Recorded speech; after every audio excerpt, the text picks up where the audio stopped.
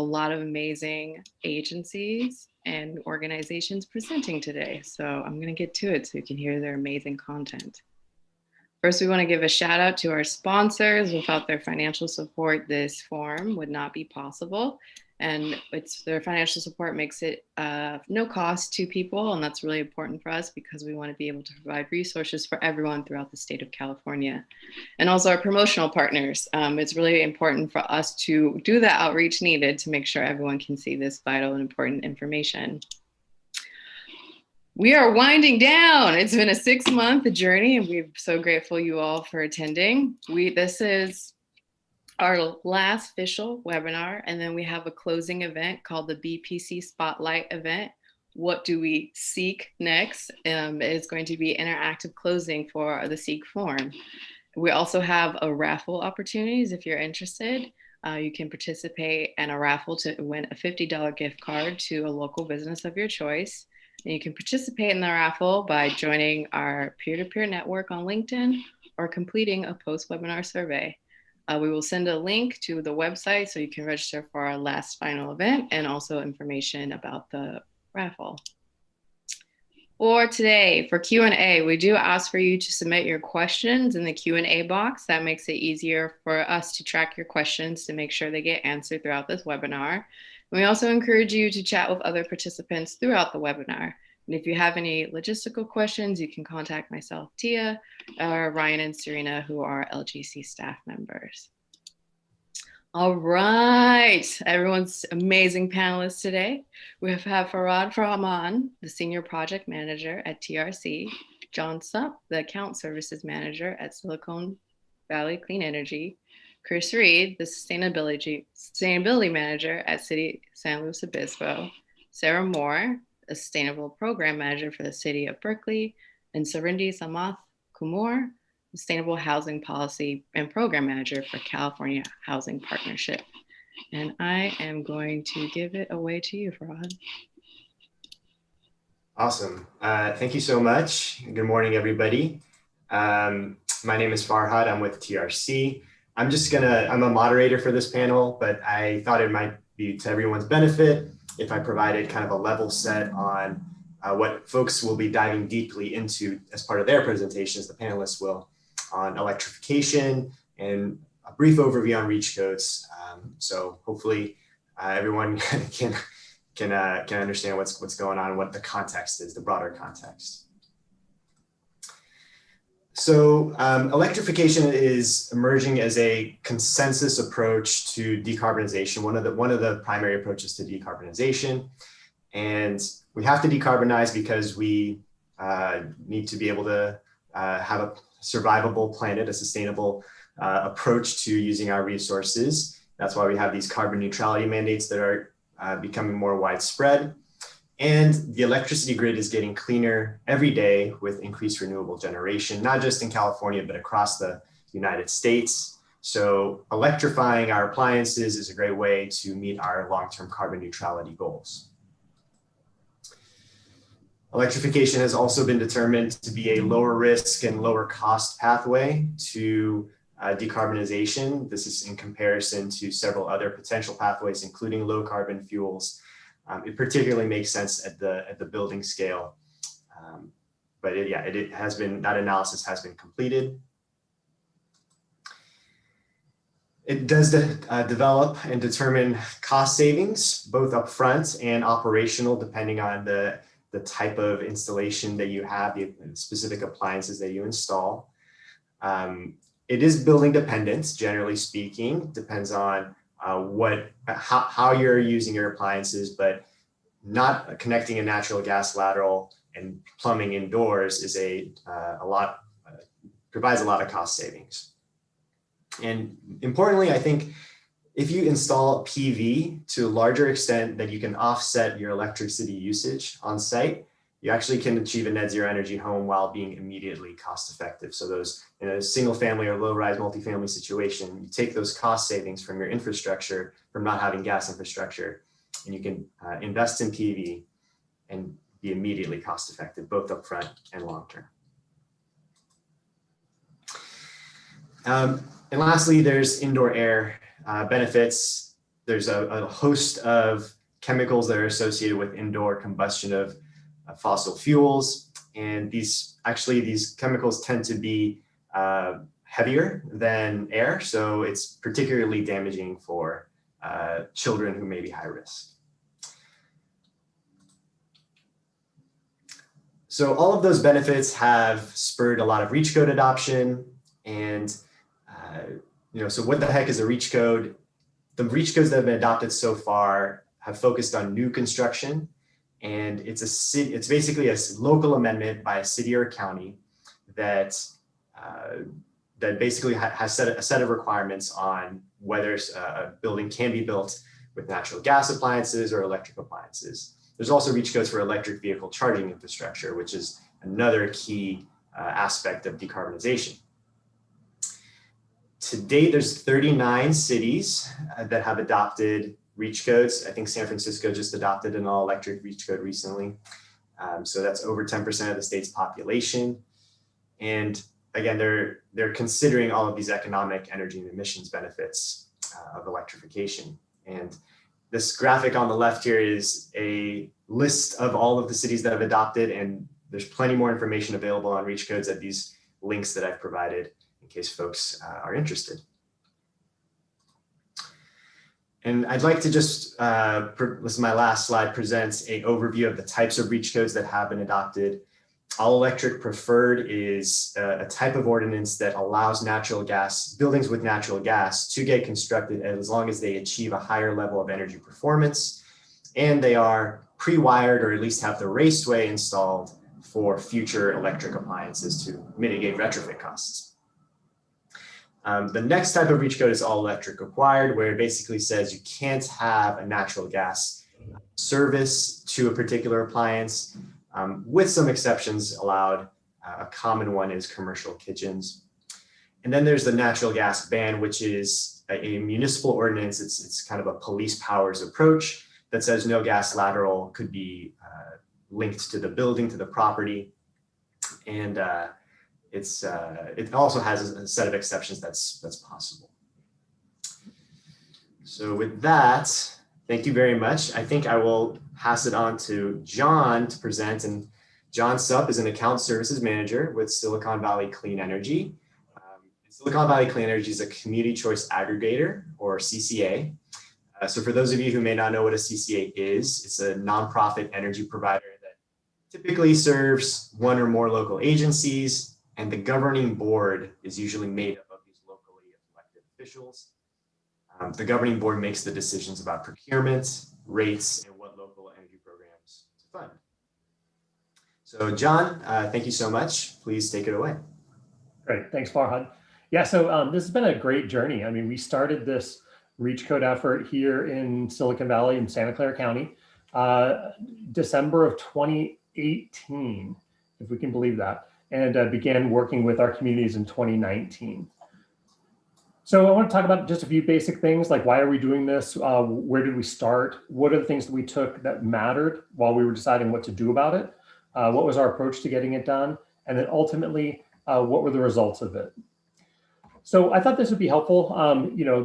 Where you start a baseline, I mean, obviously is up for discussion. People can pick wherever they want.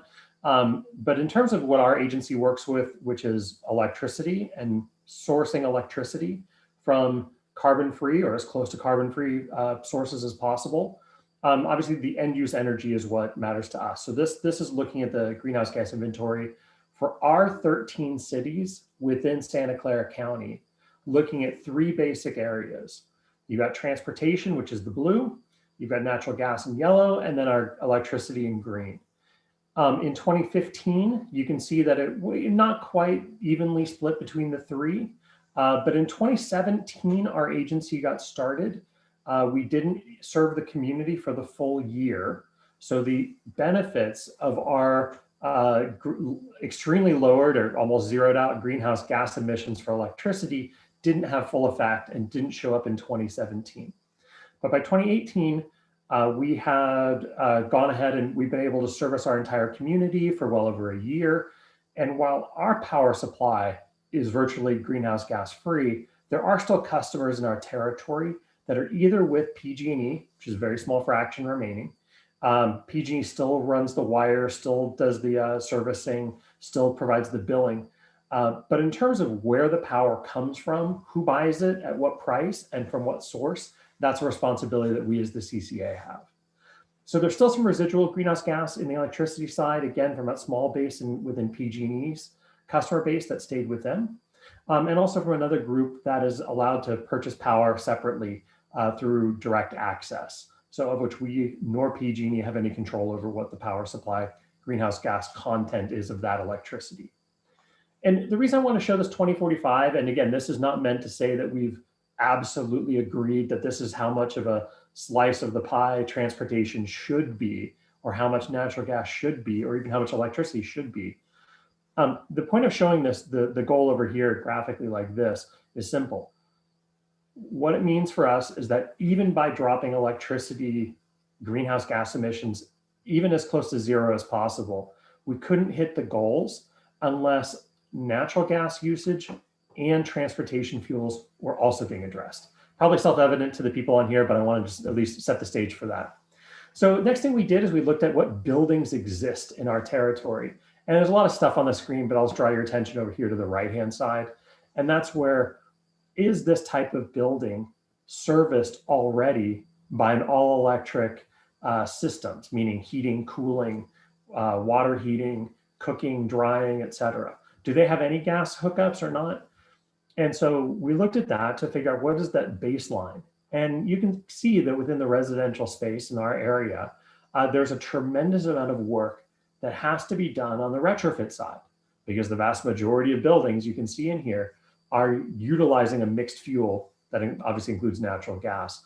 And so eventually those will have to be dealt with, either when those buildings get torn down and rebuilt, or through some sort of retrofit initiative. Next thing we did was we looked at where is the energy being utilized within those buildings. And this is real data, estimated data from within our territory. Again, lots of spaghetti on here, but if you go over to the right, I think it's pretty obvious. You can see the vast majority of greenhouse gas emissions that are coming from within our buildings is coming from utilizing natural gas, which you can see on the left, in an end use capacity generally considered HVAC. So space heating and water heating. To a lesser extent, you can see it in cooking in that green section down below.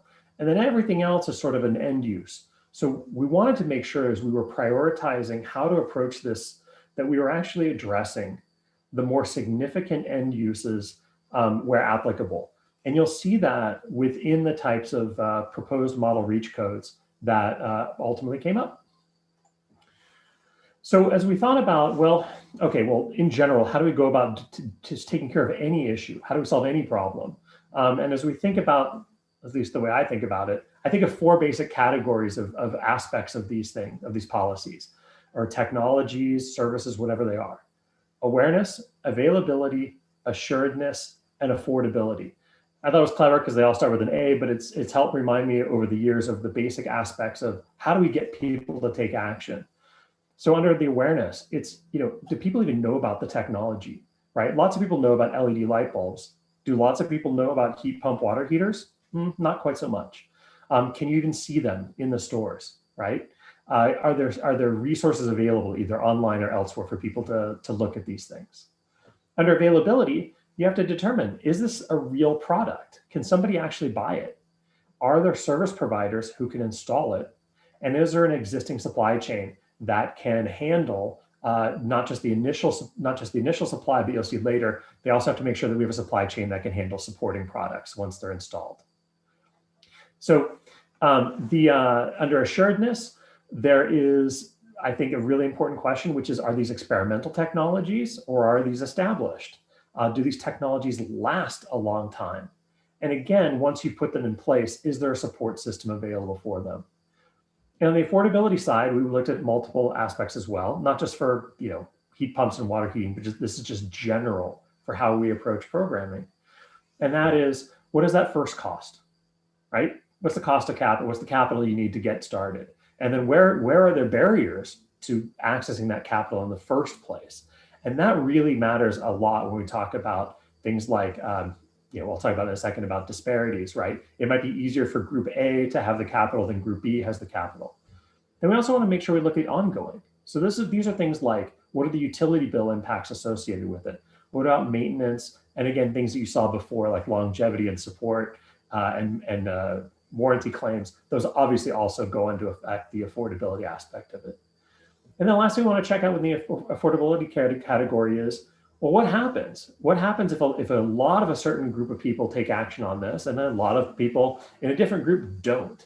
What is that downstream impact going to be, right? If all homes go electric in this area and all homes stay gas in this other area, how does that impact both electricity prices and how does that impact gas prices for those groups?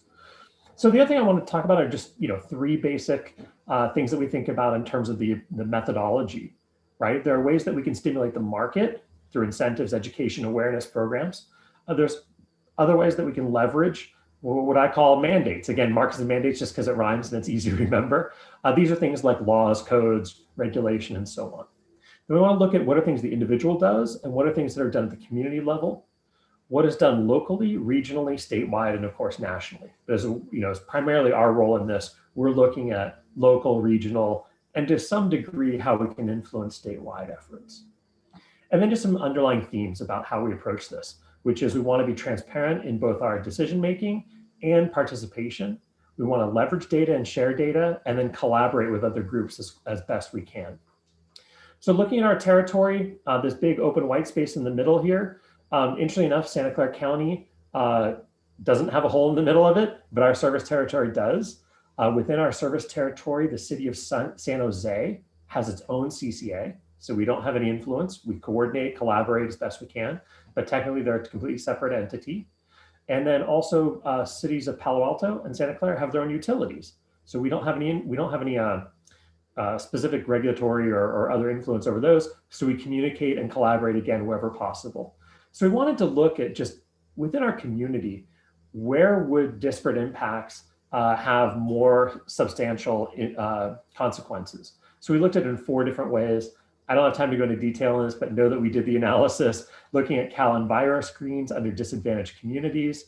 We looked at the CalEnviro screen again for regionalized environmental impacts.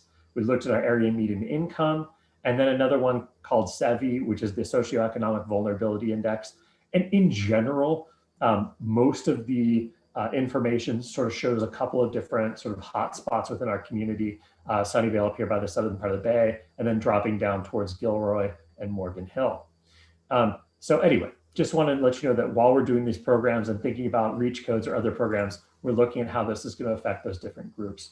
So what we did is we put together a whole bunch of different action plans. Not going to get into all of them. They're available on our website, but an overall plan, an EV focused one, and then we're just about to release one that's on a building decarbonization joint action plan.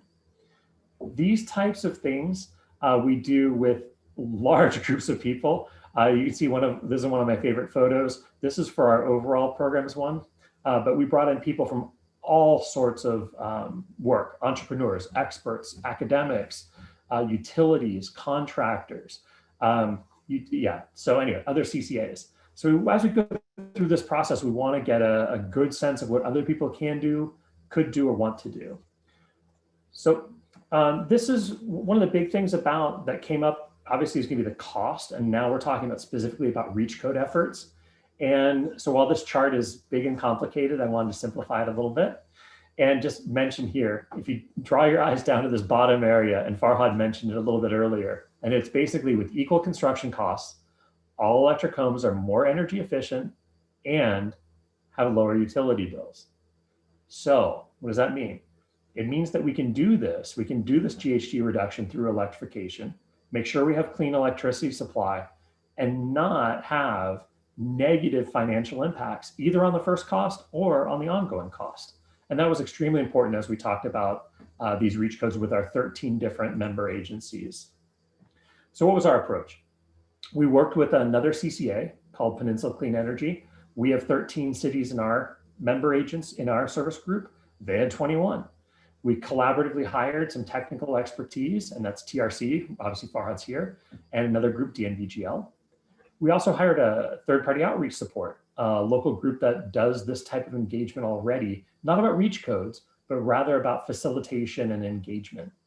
Because as a relatively new agency, we don't have deep roots with the architect community, organized labor, and so on. Farhad mentioned a dedicated website. And the last thing that we provided through this reach code effort was a $10,000 grant presented to the cities after they've done all the hard work to assemble a viable reach code. It didn't matter if that reach code passed or not. It just mattered that they put one together. So in this approach, we had different roles and responsibilities. I won't go into great detail on it, but we had to have a lot of different people doing a lot of different things. So TRC really on that technical side, Joint Venture Silicon Valley really on that specific outreach to different groups. And then you had us at SVCE engaging a bit with the advocate community as well as with our city partners. And one of the things I'd like to say that I think was helpful as we went through this process was making sure that we shared progress all along the way with the elected officials and whenever possible within group meetings so that they knew what other cities were thinking. Most of the time, these reach codes had been addressed in a city by city effort, where just the city was looking at just their own impacts and their own resources. So during this process, we learned a lot. And I don't want to, the second one I think is kind of a fun one, but the first one I thought was really interesting. There were a lot of city council members that had no idea that this was sort of an option. So that was sort of one basic thing we learned. Second one was, as we looked at our resources and tools, there's sort of a baked in energy efficiency bias. I don't mean bias in a bad way. I just mean that linguistically, from calculations, from the way information was presented, this whole effort sort of started out from an energy efficiency framework. And then we had to translate that into greenhouse gas emissions. I know it sounds simple, but again, it was just work that we had to get done. I think one of the big things that we came across as we were doing this is there are a lot of things that I would put in the category of former truths. It doesn't mean that they're untrue. It means that they're no longer true. And we spent a ton of time putting together materials, conversations, going to city council meetings, talking to groups, individuals, trying to get good information out there. It's totally true. 10 years ago, gas was cheaper for heating. Fine. That's not true today under certain circumstances, which are covered in this effort. So it was really important that we sort of figured out the right way to communicate some of these things that, again, were true, but are just not true anymore. So finally, how did we do? Well, I think it's pretty great. Out of our 13 communities, 9 of them adopted. Most of them adopted EV reach codes along with it. And 2 more are close. They are having their second votes, which would make it official in November and December. So one of the things that I think is key, this just came up as a question right now, and I wanted to mention this in this effort, which was, why do this with new construction? And I think the answer was actually relatively simple. So while new construction in any one year is a small, represents a small proportion of overall buildings in a territory, what happens is that is true, but every building that's built under a greenhouse gas favorable building code becomes an asset for the next 50 years. So yes, it's 1% this year, it's 2% next year, it's 3% and growing and growing and growing until eventually it becomes 20 years from now, all the buildings built from the reach codes 20 years ago today become actually a much larger portion of the building stock than originally we thought of. Second reason for it is the cost to fix this issue at the new construction phase is actually lower. And this is for almost all building types. It is lower or equal to build with all electric than it is to build with gas. What happens is in a couple of years, buildings that have gas that were built new suddenly becomes a retrofit. And retrofit is super expensive, usually 3 to 4 times more expensive to retrofit gas out of a building than it would be just to design it in the first place. So really it was about lower cost, good opportunity to do it, and not contributing to huge expenses later in our retrofit one. So again, we had a relatively modest goal. Basically, of our 13 communities, considering that there are possibilities for building reach codes and EV reach codes, only one community had a reach code, and that one reach code was for EVs. So we had 0 communities with building related reach codes prior to this effort. We set a pretty modest goal of 3. Looks like we're going to land on 11, which is great. But I think as we look forward to next time, I think the next cycle, we're going to need a couple of things, I think, to really make this effort be a bit smoother. And that's prepare for a longer engagement window. It felt pretty long already, but COVID really delayed a bunch of that. And then where we can, to try to seek more regional consistency, that'll make it easier. And then, yeah, talk about success stories. That's it. Thank you. Awesome. Thanks, John. That was very great. I'd like to ask you just one question, if you wouldn't mind. Oops, can we go back to John's last slide? So John, I think it's really interesting that so many member agencies move together on reach codes.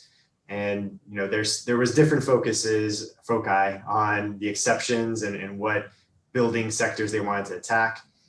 You described an approach where advocacy groups and council meetings, IOUs, peer group their peer group meetings and you facilitated. And there were just very high levels of engagement that helped the region as a whole to self-orchestrate. I think, how do you galvanize or how do you connect that high level of engagement to the council members' ambitions? And how do you achieve that a council member is a champion on an issue? Because there's so many competing priorities that a city or a local agency has to deal with. And how does that city council member prioritize climate and electrification? And what might cause that strategy to vary depending on from city to city? And I ask that because Santa Clara County in your service territory has both urban areas and rural areas. Yeah, thanks, Farhad. Okay, so a lot in there. So I'll do my best to sort of break it into a couple pieces. So one is, I don't know that I could say that there's any sort of consistency between the approaches within the 13.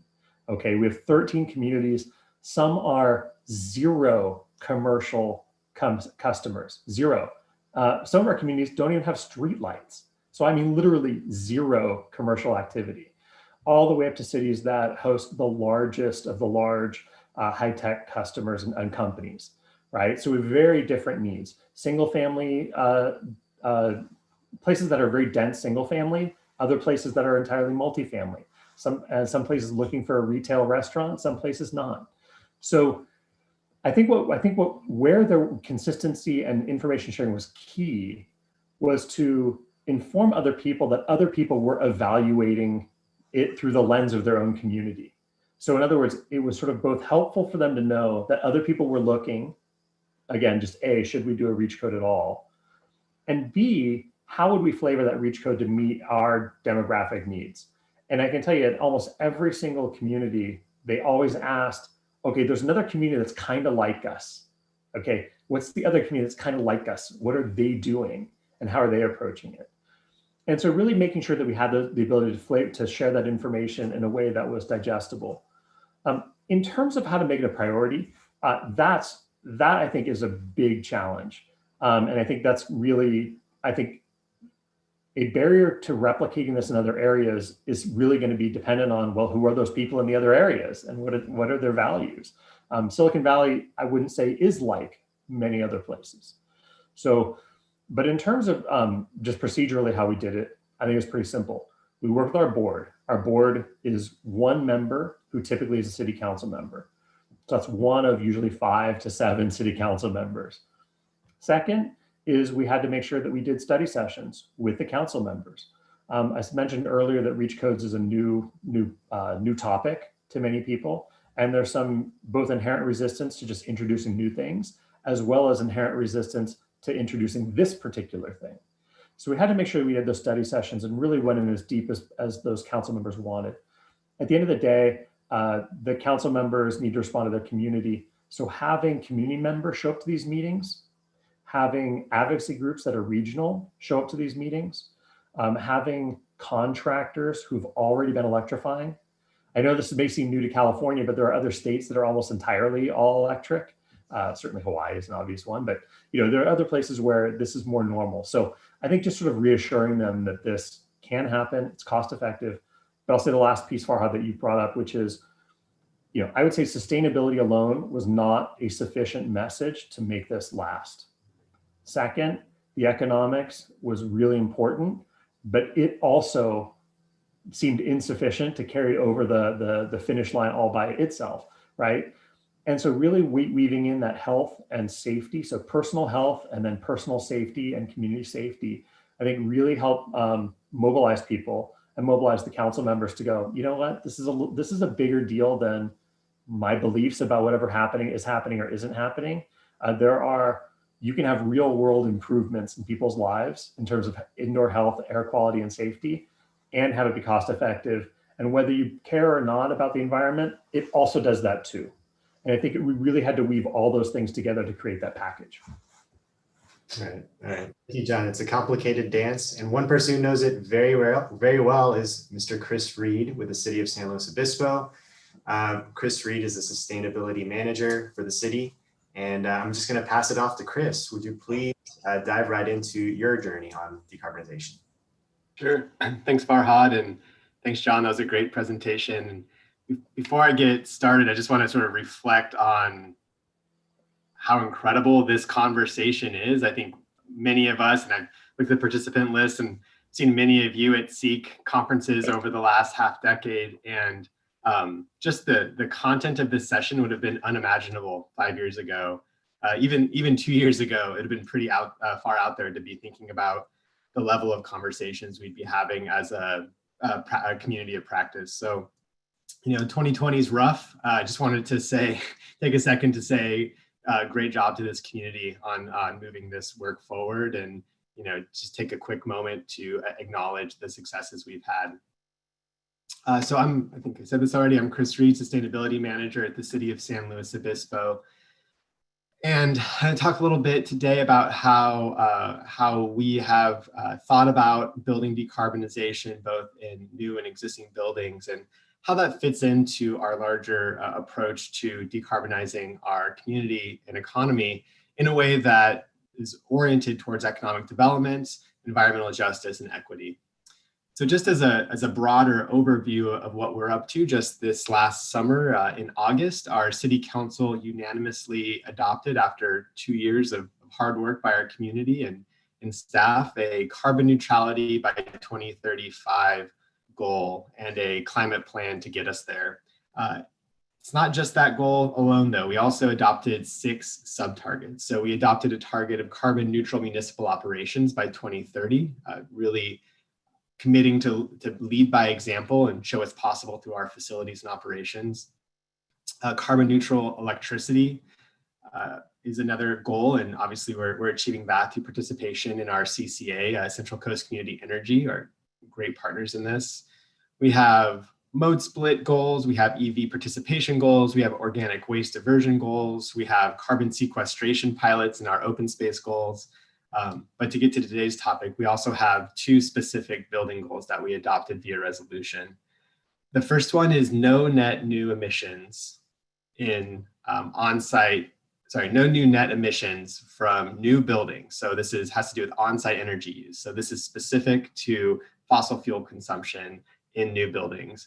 And the second is a 50% reduction in existing building on-site energy consumption or operational emissions. Those are obviously both really ambitious goals. They're also sort of in line with what many of the other leadership cities in California are doing. So what I was hoping to do today is, as far as new buildings go, give a quick overview on what we're up to, and really dial in or focus in on those approaches or aspects that may be unique to our journey and to our approach. And then we'll dig into a little bit on new buildings. I think Sarah and City of Berkeley are in a much better position to talk about sort of progress they've made, but we're at the beginning of that journey as well, and can share how we're thinking about the work as a relatively small city.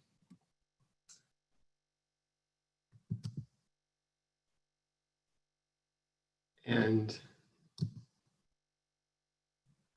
just so to start with new buildings, we have this target, no net new fossil fuels consumption in new buildings. So our approach, like many others throughout the state, is to adopt amendments to the California Energy Code. And so we have followed a electric preferred approach. And just to provide some color for folks that may be new to the conversation, essentially all electric buildings, if you build all electric, you just build it to code minimums. And if you want to add fossil fuels to your building, natural gas in our case, you have to build to a substantially more efficient or higher building performance threshold. Now that's a standard approach many cities have taken. Some of the things that we've done to supplement that, or that may be interesting to folks out there, is that we, it's council's interest to develop an incentive program, knowing that this code adoption wasn't the sort of end of our climate ambitions in buildings, but was really just the beginning, the start of our, sort of ever-long journey towards decarbonization. And so it was really important that this first go was successful and well accepted and appreciated by our building community and the occupants of those first electric buildings. So council directed us to develop an incentive program, and that program had 4 components. So the first one was regulatory flexibility. Because we're using the energy code as our policy vehicle or driver, there are a number of buildings or projects that are sort of have gone through planning entitlements and are now pulling their building permit and finding out that the work that they had done regarding mechanical equipment or regarding setbacks, compliance and other things with designing for fossil fuels to be in their projects, now they need to sort of rethink some things. And so, we have very strong standards for setbacks, where mechanical equipment can and can't be seen, where mechanical equipment can and can't be placed, how transformers and other electrical infrastructure needs to be placed on a project. At the same time, we're developing really tight projects. We're designing projects that are much more dense, are much more infill in nature, and there's not a lot of extra space for those things. So one of the things we did is we worked with our community development department, who are great advocates for this work, where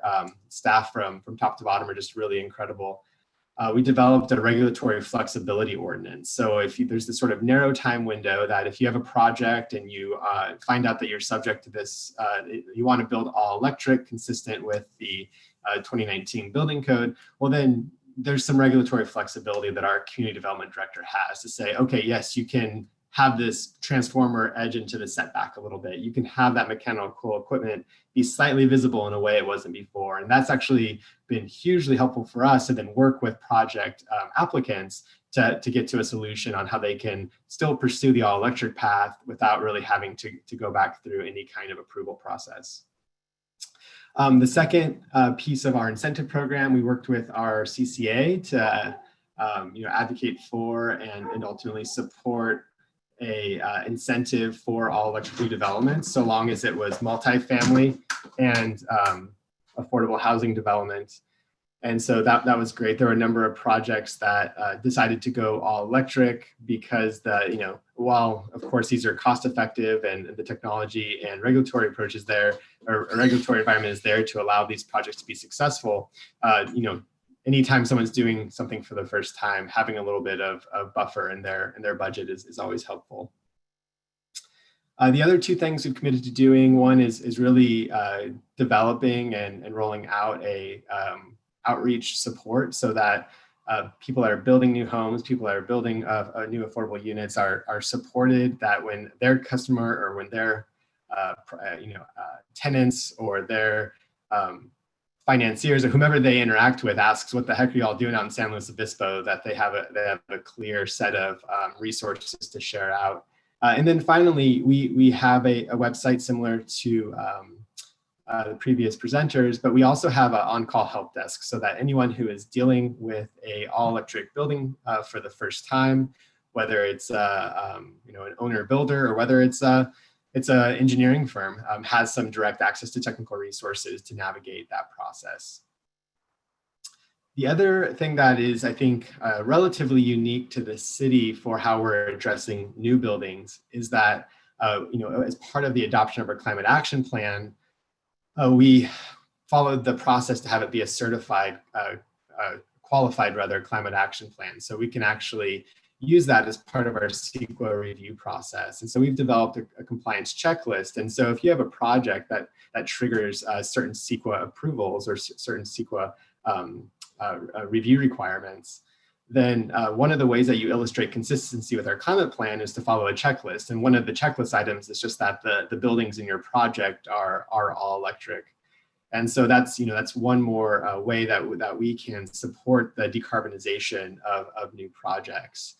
Now, if a project can't comply with the checklist, we also adopted local thresholds of significance that are quite low. They're consistent with SB 32 greenhouse gas emissions numbers. And so, projects can decarbonize most of their buildings or something along those lines, and then also participate in emerging offset markets. And we're just at the front end of trying to understand how we can perhaps interact with our regional energy networks, with our CCAs, with local affordable housing developers to have those offsets actually occur in local projects. The final one here, actually I want to touch one more piece on the discretionary review.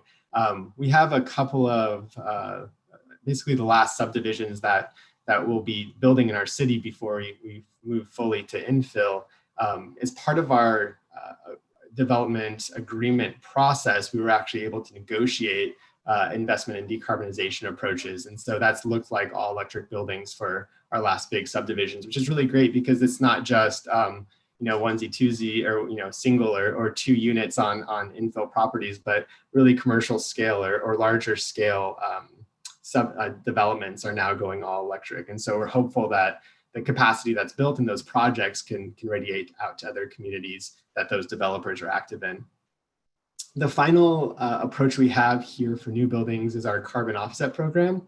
This is something we had developed. Our council and community decided not to put it into place yet, but we are actively tracking all of the projects that come in to understand, although we are electric preferred, although there is great support for all electric buildings, it's certainly within a applicant's right to build with to a higher standard, a higher efficiency building, and include natural gas. And so we're tracking the number of projects that are doing that. And should we not be hitting sort of our internal performance thresholds for how many electric buildings we want to see, we do have this other policy lever, which essentially is an offset program similar to ones that many cities or communities put into place during the drought, where if you want to build a new building, you need to offset water use in an existing building. So the idea here would be if you want to include natural gas or fossil fuels in a new building, you need to offset the some existing buildings' natural gas use. This is not in place. It's not something that we're currently implementing, as I noted, but it is something we'll be coming back to council next year with a full update on 1 year program performance and bringing it back to council to see if they're interested in pursuing that at this time or not. So that's new buildings for us. It's wild to be in a place to say, that's sort of the easy part, but that is sort of the easy part. As we saw in many of the Q&A and chat messages coming through, clearly there's deep interest in existing buildings. And while John is spot on that new buildings, maybe 1 or 2% this year, but that compounds over time, and it's an asset and resource for us all. And it's, as far as the loading order goes, it's the right place to start. Clearly, our existing building stock is going to need additional focus. So this is how we're thinking about existing buildings. The first is that, local governments are trusted and connected, and particularly in a smaller community, we're about 45,000 residents. We have something like a pre-COVID, like an 85,000 a daytime population where we, sort of the economic hub of our county, and we have a college adjacent to our community. But, we know most of the builders in our community. We know most of the general contractors, architects. We have good relationships with them. We know most of the nonprofits, most of the implementers. And we're also, very close with all of our energy efficiency program directors. So we think that local government has a really important role to play as a convener of parties to be able to, really and again, something's important is we know that lots of people have tried this before and it's really hard, but for us, like we're really focused on developing relationships so that as additional incentives come online, so as the build and tech programs come online, we can access those incentives. As more data is available to us on our building stock, we are the party that can make connections. We're really interested in exploring pilots right now, understanding who's interested in this work. We know we have 2 affordable housing developers that we're really interested in supporting and in helping them decarbonize their building stock so they have lower operational costs, lower maintenance costs. We're also exploring what's possible. You know, there's again, this conversation would have been unthinkable 5 years ago, imagining what's going to be on the table 5 years from now as the climate continues to rapidly change and as we continue to invest in decarbonization. We're really trying to not be self-limiting, not negotiate against ourselves, so to speak, and really make sure that we have everything on the table when we think about new revenue sources, new creative regulatory environments, creative financing approaches. Throughout all of this, equity is centered for us. We're really interested in how we can leverage this work or rather focus this work on low income, hard to reach, other types of households, and making sure that if we're focusing public goods and resources on this work, that we're funneling those into those homes and households, and even owners of commercial properties that really need it the most. Ultimately, we're at the front end of this. We've been talking with as many of you as possible to understand what is possible. I think I could go on for a while longer, but in the interest of time and really wanting to hear other panelists, I'm going to sort of park it right here. But I think we just have an open call for collaboration. Seeing how effective our cross-state collaboration across cities, across CCAs and other organizations has really been. I'm really interested and excited to understand how we can collaborate and cooperate across this incredible SEEC network to move the existing buildings conversation forward. So with that, I think I'm all done, Farhad. Yeah, thanks very much, Chris. That's an amazing vision. And I really hope that the collaborative process is successful. I think there's a lot of good information that you'd be able to share, and ideas that will be shared with you as well. I'm going to withhold my question for you, Chris, so that we have more time for audience Q&A at the end. I'm going to introduce Trinity Sampath Kumar with California Housing Partnership, which is the Sustainability Housing and Policy Program Manager. California Housing Partnership is a private nonprofit do and think tank and a trusted advisor to affordable housing developers. CHP helps affordable housing developers envision and execute plans for creating and preserving affordable rental housing, and advises elected officials how to provide resources for sustainable affordable housing. So Trinity, take it away, please. Yeah, thanks, Farhad. Today, I'll be focusing my discussion on rent-restricted multifamily affordable housing that's largely funded by federal, state, and local government agencies. It's all owned and operated by nonprofit affordable housing developers. I will be covering why we need to electrify the affordable housing stock, and what are some of the challenges and what are some of the recommendations to get us there. I'll not be talking about non-income restricted housing, but I'm happy to field any questions because we work on a lot of policies there. Can someone move to the next slide?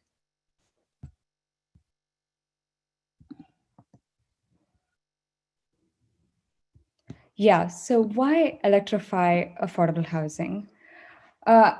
I think this was already spoken about, but I'm just going to go quickly over this. As more buildings move off of gas infrastructure, fewer and fewer customers will share the burden of fixed system costs, making gas very expensive. And this was highlighted in the E3 report last year. It's called Future of Natural Gas Distribution in California. Farhad also spoke about the health concerns associated with having gas systems at home. And then there is an increasing climate-related emergency associated with natural gas infrastructure. The infrastructure required to deliver gas to homes is a constant safety threat, especially in California, where earthquake risk is really high. There are programs and incentives that support electrification in low-income multifamily buildings, but most of these programs, one, focus on existing buildings and don't actually have a stable funding source. I'll be covering some of the program next. So, sorry, next slide. In terms of existing buildings, we have the low-income weatherization program, which is called the LIVIP. It's largely focused on disadvantaged communities. So 100% of all the program funds go towards disadvantaged communities. And so far, 53% have gone to Central Valley communities. 68% of LIVIP participants received heat pumps, and the program currently has a wait list of 18,000 households. That's a significant delay in delivering a much needed investment to these communities. There is also the Solar on Multifamily Affordable Housing program called SOMA, really focused on tenant benefits. 51% of solar credits need to go to residents. Again, program has a long wait list. There's also the Self-Generation Incentive Program, which is focused on storage. It's also talking right now about heat pump water heating, incentivizing heat pump water heating. Again, has a wait list. In fact, only 4% of multifamily affordable housing residents were able to access SCHIP program, even though it has an equity budget and an equity resiliency budget. There are also many programs implemented by the local RENs, regional energy networks, and community choice aggregators. On the new construction side, Chris mentioned about Building Initiative for Low Emissions Development. It's largely going to fund, it's going to be coming in next year, and it's largely going to fund heat pump, water, and space heating. Next slide. So we have the funds, we have a real threat of climate change. So what are we really waiting for? So every year we publish this report called California Needs Assessment Report. And we realized that right now, even before the pandemic, we needed 1.3 million affordable rental homes to meet current housing crisis shortage. When housing costs are considered, California's poverty rate rises by about 34%.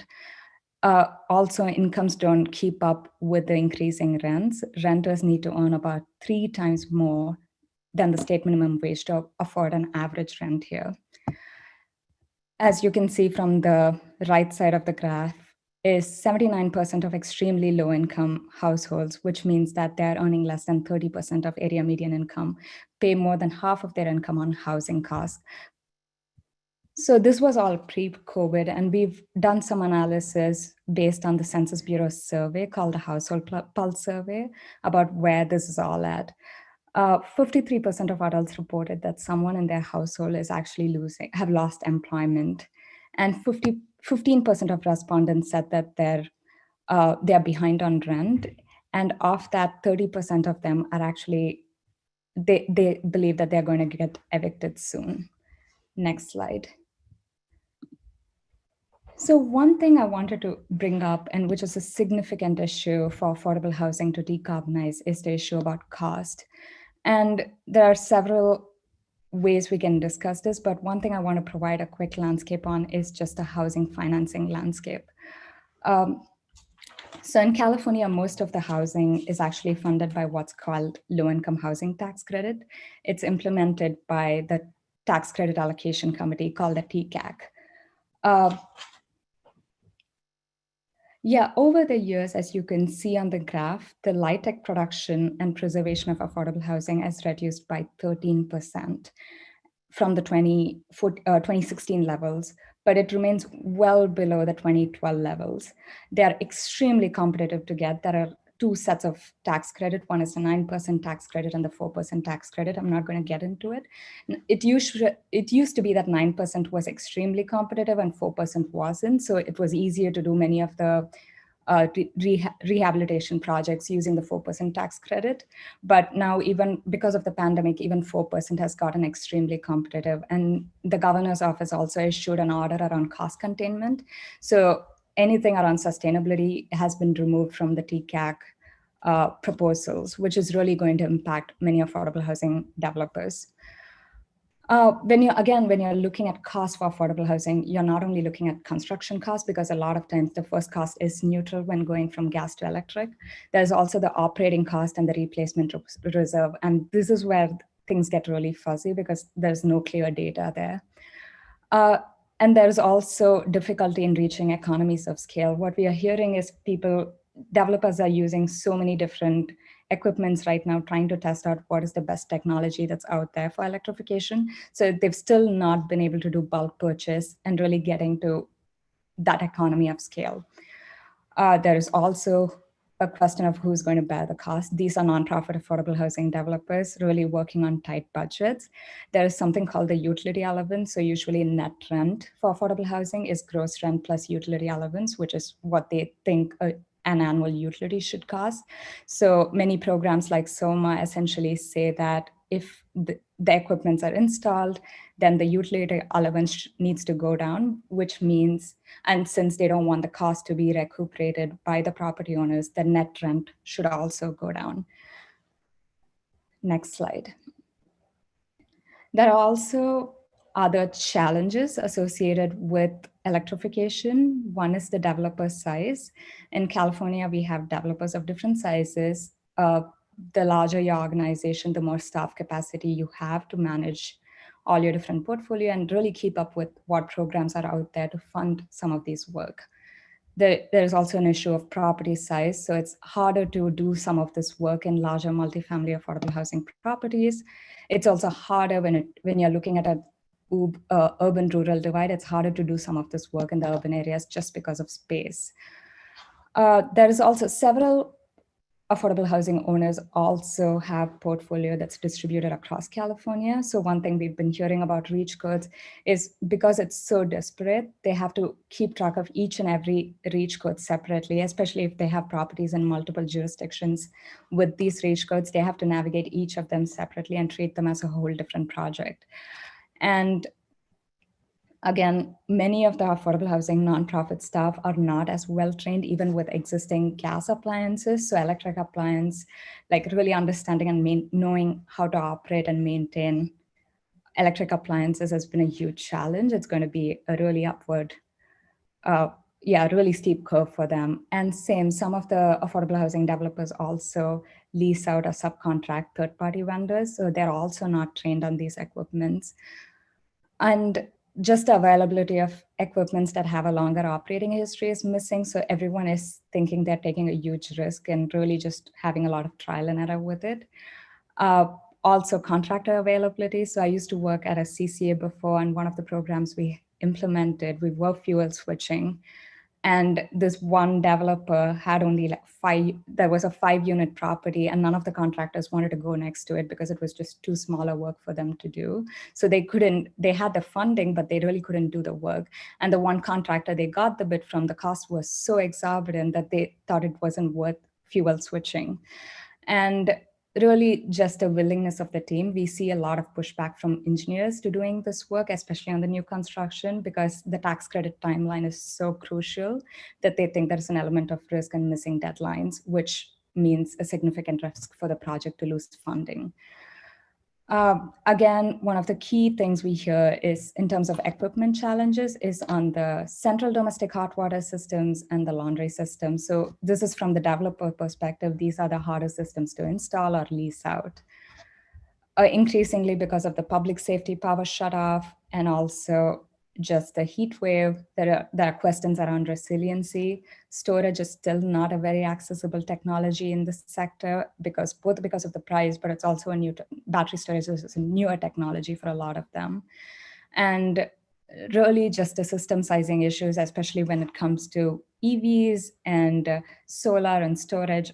A lot of contractors and engineers tend to either undersize or oversize, and both of them are really big issues. Next slide. Over the last year, we've been really thinking about how do we provide this guidance, both from the affordable housing community to all the people who are passing these reach codes, the California Energy Commission, the Utilities Commission, but also really provide them with information they need to feel a little more empowered in doing these things. And we have the last convening next week, but some of the high level findings we have are just issues that's come up. So one of the issues we are hearing, it's not new, is around gas stoves, how residents absolutely do not prefer switching over to electric induction cooking. We saw that today when article about SF's ordinance got published, I was curious about the comments, and it was all about gas stoves.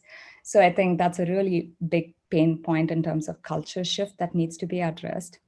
The second thing that came up as a pressing point is actually EV, and that came up for two reasons. One is EV is not a technology, not affordable housing residents can't afford EV at this point. I'm not saying it shouldn't be there, but it's really like many of the local reach codes talk about EV requirement that really pushes cost and renders even the technology really unusable. So one thing we heard is from many of the developers, it's actually the staff that use the EV charging station, not the residents. And the second is just transformer sizing is a huge issue because the cost of undergrounding wires or adding a second transformer line is so expensive that even though first cost could be neutral between gas and electric, when it comes to adding a whole transformer, then that cost just really shoots up. So that's a really big pressing problem, especially in the urban areas with a greater propensity for grid capacity issues.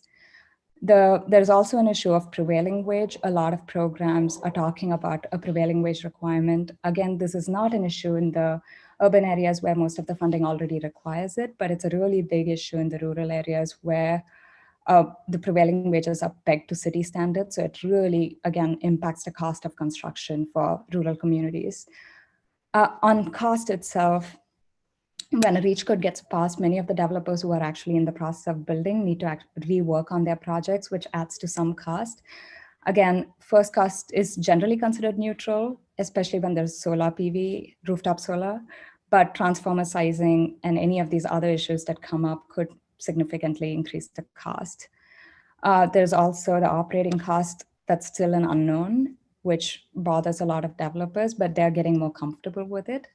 One thing we hear a lot is when people are doing their pro forma for affordable housing, a lot of developers actually have a commercial space, especially in the ground floor. And sometimes because of all electric, having all electric buildings could put them on a disadvantage when it comes to leasing because none of the restaurants want to lease it. So that's something that's come up too.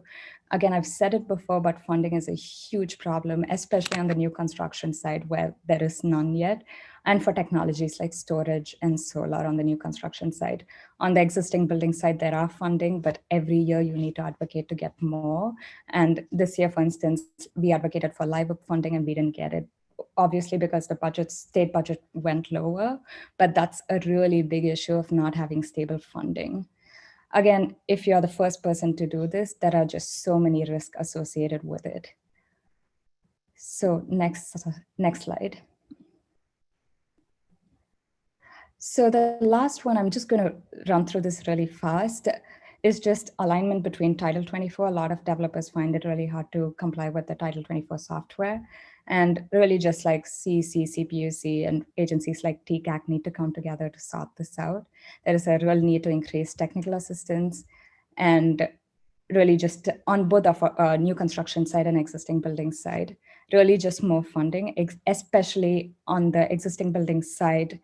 There is need for much more funding because they can't only do electrification and fuel switching, but they actually need to take care of other things in the property during rehab, like basic energy efficiency and building envelope measures, so that the budget for that just goes out of the roof. So that definitely the focus should be on providing a holistic program, looking at health upgrades, energy efficiency upgrades, and fuel switching upgrades. Really training and guidance document for property managers, residents, contractors, and engineers, so this can be more streamlined. And fast tracking permits, both from the utilities, but also from code enforcement officials. And Chris spoke about piloting decarb initiatives, but one thing we wanted to talk about is just how there is a need to pilot building decarbonizing affordable housing building stock to track gaps between climate zones. So we really, when we are talking about like funding or like figuring out funding, we know what needs to be funded. Yeah, in general, there needs to be, the governor's office needs to provide a really clear directive. Right now, there is a lot of conflicting information coming from there. For instance, for the last two budget cycles, one of the key focus for the TCAC program is cost containment, and sustainability has been the lowest hanging fruit for affordable housing. So it was very easy for them to scrape it. But again, there is a priority on like climate change too. So I think this directive needs to come from the governor's office, and we need to face the dual goal of affordable housing and also electrification. Thank you. Trinity, that was eye-opening information. Thank you so much for that excellent presentation. We covered a lot of ground, and again, saving time for others' questions at the end, I'm just going to pass it straight to Sarah. Sarah, thank you so much. You're the Sustainability Program and Policy Manager for City of Berkeley. Take it away. Let us know what's going on. Okay, thanks so much. And Tia, I'm just going to ask you to advance my slides as well, please, given our time. So please go ahead. Next slide. I wanted to open just saying, Berkeley has ambitious climate goals and has been able to make considerable headway on decarbonization over the last 2 years. And that's really been thanks to a supportive community, actions taken by elected officials. So in 2018, Berkeley City Council declared a climate emergency and the goal of becoming a fossil fuel-free city as soon as possible. And also really the education, advocacy, and assistance of many organizations and individuals who have been given their time, research, experience, and ideas to help inform and support Berkeley's recent and ongoing work, as well as efforts throughout the state and beyond. I think Shrindi's presentation really appropriately emphasized the real world challenges, but also, John and Chris and everyone has touched on the opportunities as well. I would say for us, these decarbonization efforts have been a great opportunity to work with some national, state, and regional organizations that we already had connections to, including the Local Government Commission, our IOU, which is PG&E, and the California Energy Statewide Codes and Standards Program, as well as furthering relatively new connections to others, including RCCA, which is East Bay Community Energy, EBCE, the Building Decarbonization Coalition, and the Building Electrification Initiative, and has fostered new working relationships at the local level, particularly with our underserved population, including communities of color, low-income residents, and people with disabilities. And I wanted to open with this both because these relationships have proven to be so enriching and valuable, and to remind you that you also have support in your communities and beyond. I know firsthand that this work can be confusing, daunting, but I hope that this panel is helping to demonstrate that there are examples and organizations you can look to and build from in your efforts as well. Next slide. So here's a quick graphic to show why Berkeley's been taking this action. Our emissions inventory based on our most recent data from 2018. And those bright wedges, the 59% of greenhouse gas emissions due to transportation, the 14% from natural gas in the commercial building sector, and the 17% from natural gas in the residential sector are the wedges that we must shrink to bring our community not just to an 80% reduction from the year 2000 emissions, but to carbon neutrality. Next slide, please. And our process for this work is consistent with our strategy of reducing use. So that's of cars, of single occupancy vehicle trips, of disposable items, increasing energy efficiency in buildings, working to clean our electricity, promoting and supporting the renewable options available in our community through EBCE and PG&E, and then decarbonize, which for us is really focused on electrification of transportation and buildings. And that's what I'm going to give you a few recent and ongoing examples for today. And yes, perfect. So let's hop right on into what we've been doing in the transportation sector. Next slide, please. Very happy to report that Berkeley's first equity-focused comprehensive assessment and roadmap for electric mobility was approved by Berkeley City Council on July 21st of this year. This roadmap looks at the movement of people and alternatives to driving, such as walking, biking, public transit, as well as all types of electric mobility. So this includes shared, ride-hailing, and privately owned resources. It includes micro-mobility, such as electric bikes, e-bikes, and scooters, motorcycles, and cars. This work stemmed from several city council actions in the spring of 2018, a referral to create an EV action plan, the fossil fuel-free city referral, and an extension of an existing residential curbside EV charging pilot, with the recognition that additional efforts were needed to support increased adoption of electric mobility in Berkeley, particularly to ensure equitable access to the benefits of clean transportation. It was developed over a 15-month period in 2018 through early this year, with community partners and commission and public inputs, and early engagement of community-based organizations and nonprofits really helps to identify mobility gaps for low-income residents, renters, communities of color, people with disabilities, and other priority stakeholders. Community partners were critical in the development of the roadmap and its equity-focused approach, and those partnerships are going to be essential in its implementation, which has started now, but continues. Let's jump ahead. At the start of this year, as of the start of this year, we're also implementing a couple new ordinances influencing electric building construction in Berkeley. Next slide. So in July of last year, 2019, compelled by information on the safety and health benefits and in alignment with our climate emergency declaration's call to action, Berkeley City College passed the first prohibition of natural gas infrastructure in new buildings in the nation. So this means that except in limited circumstances, newly constructed buildings applying for land use permits or zoning certificates this year must be all electric. This is now impacting how accessory dwelling units are being built and how mixed use multifamily buildings and other projects are being designed and starting to be built. And this prohibition helps spur other prohibitions or all electric reach codes in California and beyond. Next slide. Speaking of reach codes, Berkeley also adopted an electric favored reach code effective January 1st of this year to work in tandem with the natural gas prohibition.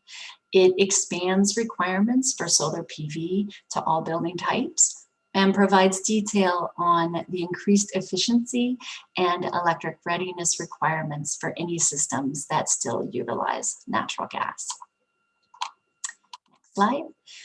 And in addition to the REACH code, the City of Berkeley adopted a variety of other local amendments to the state building codes to support building electrification and other green and healthy building features.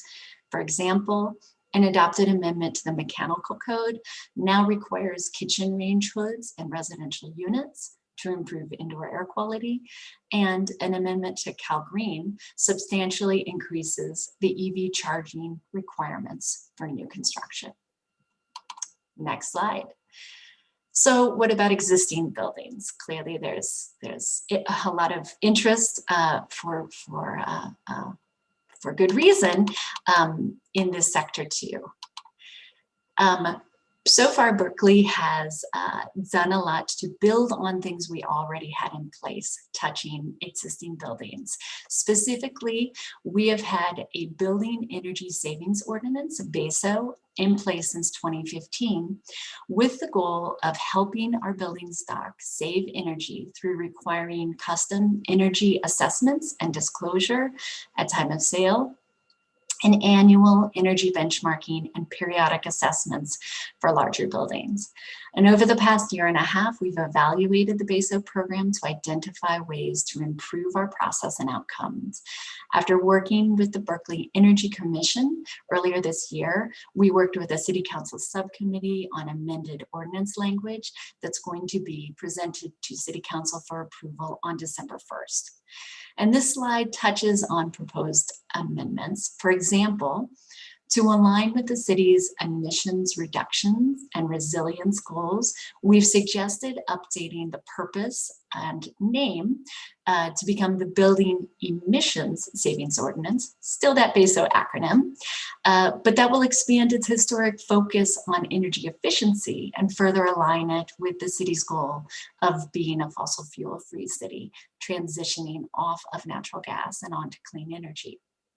One aspect that we've already put into place, thanks to Stop Waste and the Bay Area Regional Energy Network, BayREN, is an electrification ready checklist that can be used in tandem with the energy assessment for home energy score.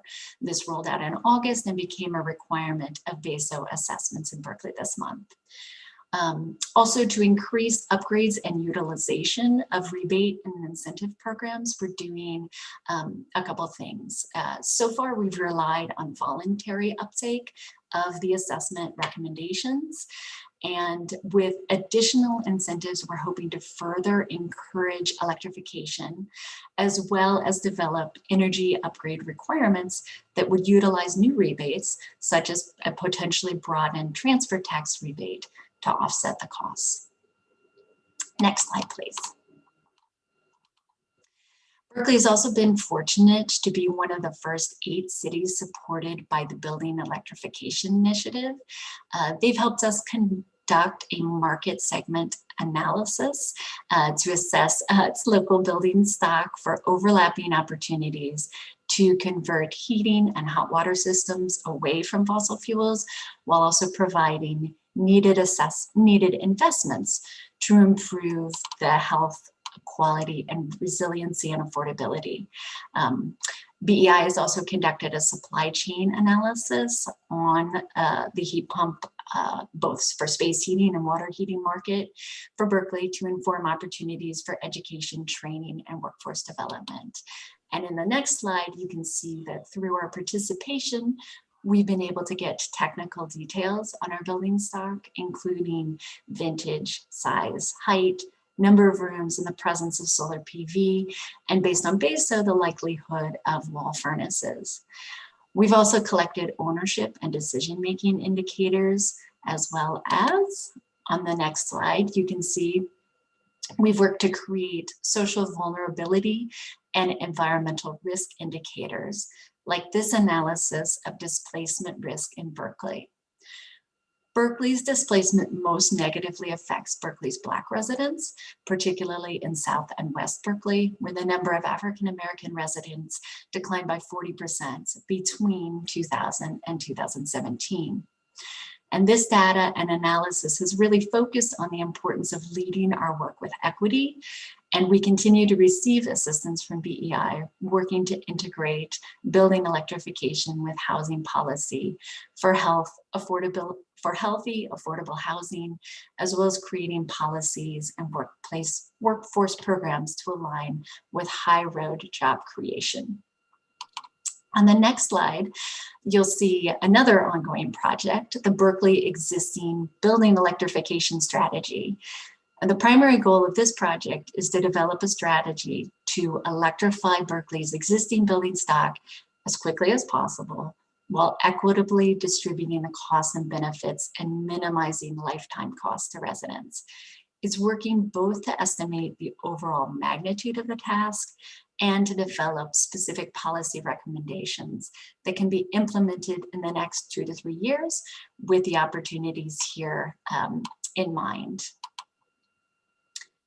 A main goal of the strategies, let's see, next slide, I guess, please, is to lead with equity, thank you, by addressing the equity impacts of any proposed recommendations and working to ensure that those mitigate those impacts and improve the outcomes. I'm not going to go into detail. Let's just go to the next slide, where I'll just let you know that the strategy's draft proposals include 3 primary policy levels where the city can influence change: at the point of replacement for gas appliances, the point of sale for buildings and homes, and the decommissioning of the natural gas system. And all of these proposed policies would, of course, need supporting strategies related to funding and financing, and education and outreach in order to be successful. We are in the midst of that work right now, and that report will be finalized early next year. And on the next slide, I just wanted to touch on another piece of work that will be incorporated into that report due out early next week. We've been lucky to participate in an eLab accelerator through Rocky Mountain Institute, a team including the City of Berkeley, PG&E, EBCE, the California Public Utilities Commission, the California Energy Commission, BEI, and NRDC have been working together on electrification and natural gas decommissioning. This project seeks to evaluate opportunities in the City of Berkeley for a pilot project to prune natural gas infrastructure and electrify those buildings disconnected from the gas system. So we're looking at identifying financial and non-financial costs, benefits, and barriers at one or two sites in order to support the community, to support community buy-in, create transparency around regulatory financial barriers, and identify potential funding mechanisms. So we've really looked at the obligation to serve and regulatory financial barriers. And So with that, you have 5 more minutes. oh, I'm going to wrap it up and say thank you. And I've included on this final slide an email both for myself as well as my colleagues, Billy Romaine, who's the manager of our office, and Katie Van Dyke, our Climate Action Program Manager and CRO, who've both played a huge role in this work and are great resources. Thank you. Thank you so much, Sarah. Really fascinating. I think that we had so much amazing content that I'm going to do my best to wrap up several questions that have come through and basically kick it over to the panelists. So I'm going to kind of set it up here. Lots of panelists and lots of questions have focused on how there's a bit of a equity disbalance between where electrification is happening, where the financing is supporting electrification happening. One question came in that Gilroy declined to adopt a REACH code, but they're among the most vulnerable regions identified in some of these previous maps. Another comment that came through is, perhaps we can combine or layer several financing mechanisms: residential PACE, commercial PACE, state tax credits, and federal tax credits. To allow property owners to retrofit their properties. So I think what I've noticed from everybody's presentation is that there needs to be some sort of state level or broader level direction on financing mechanisms, particularly for affordable housing. But what I would seek to understand, I guess primarily from Sarah or Srinidhi, is what financing mechanisms are most appropriate. Berkeley has several here that they've examined if there's additional ones that are useful, because what we're seeing right now is, as Srinidhi alluded to, is cities and jurisdictions are perhaps trying to reduce burdens on affordable housing or development in general by saying we don't want to increase costs by requiring PV or requiring EV infrastructure, requiring central heat pump water heater because of the risks or challenges that are associated with that technology. How can we ensure that housing for those who are most vulnerable is built to the highest level standards that we want our future to be, whether that's through policy, local policy approaches, state policy approaches, or state financing approaches?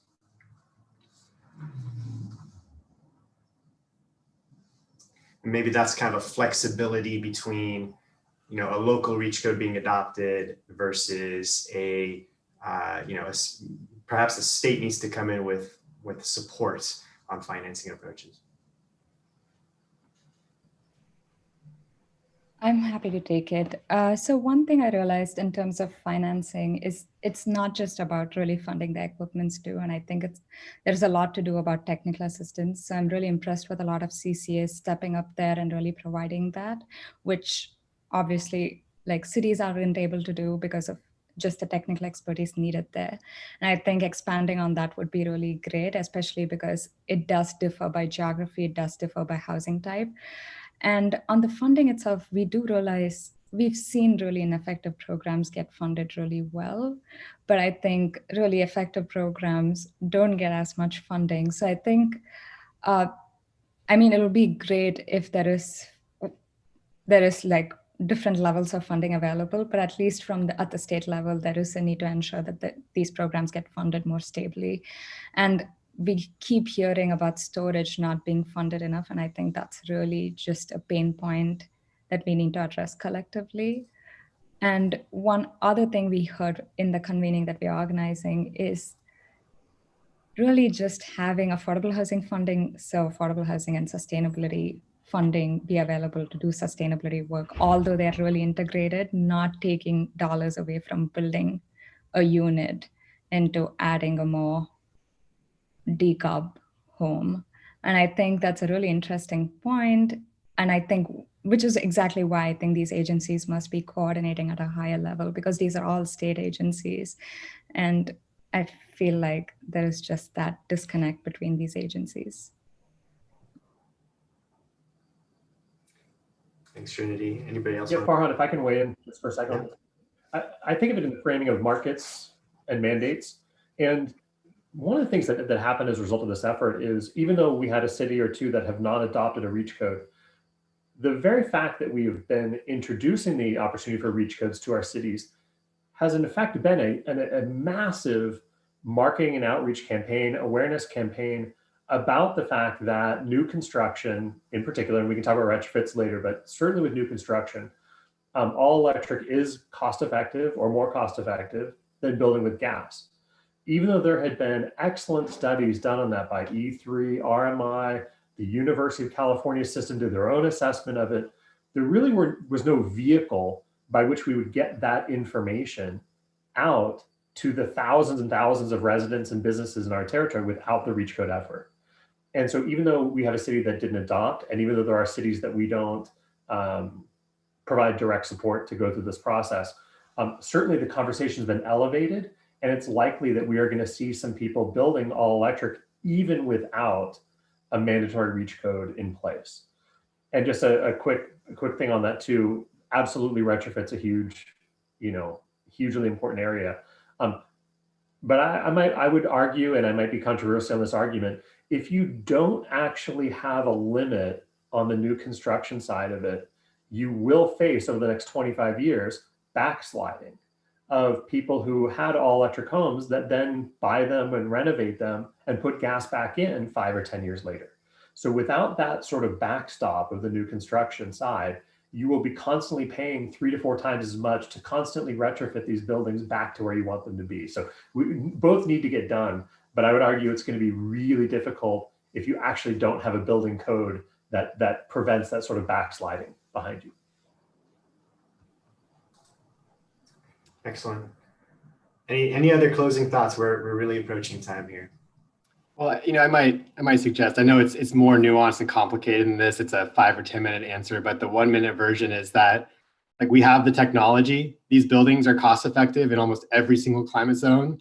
The sky was red last month. We don't have time nor the political capital to do this at a city by city scale, nor do the systems above us at the utilities or utility planning. It's not possible to plan strategically with this patchwork of building codes throughout the state. So I think it's really, from our perspective, it's really time for state agencies and regulatory authorities to make this happen and let us focus our local government staff time on other emerging local issues. Great closing note. Thank you, Chris. And with that, I'll hand it back to Tia. Thank you. That was an amazing presentation. We are ending at 11:30, so we will not show traditionally the final SEEC slides, but we will send a link in the chat to the post-webinar survey so you can provide feedback, and also directly to our website where you can find this recording. And if you have any questions at all, please let us know, and also feel free to connect with our speakers. Have a great afternoon. Yes, have a great afternoon, everyone. And we do have a final event, and we'd love to see you there. And thank you for making California a more sustainable place for everyone. Bye, everyone. Thank you, SEEC.